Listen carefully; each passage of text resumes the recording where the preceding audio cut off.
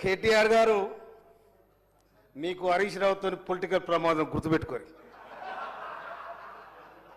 ఎందుకంటే నీ చెల్లె ఒక వికెట్ ఎగిరిపోయింది, నీ పని బట్టే ఖాయం. ఎందుకంటే మీరు పోటీ పడి దోసుకున్న రాష్ట్రాన్ని.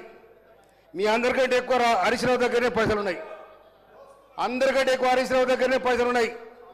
ఇక్కడ ఉన్న ఎమ్మెల్యేలు కేటీఆర్ గారు మీ మాట ఎవరు చెప్పండి, ఆడ ఉన్న ఎమ్మెల్యేలు ఎవరెవరు మీ మాట వింటారో చెప్పండి. హరీష్ రావు మాట వింటారు. రేపు నేను ముంచేది ఖాయం, గుర్తుపెట్టుకోండి. ఎందుకంటే 2001 నుంచి చూస్తున్నాను. చెప్తాయినా మీరు గౌరవ్ ఖడేసియర్ గారి మీద ఇట్లా కత్తుల కోలాడ ఆడుతాం బిడ్డ. కబర్దార్. ఏమనుకుంటున్నావు?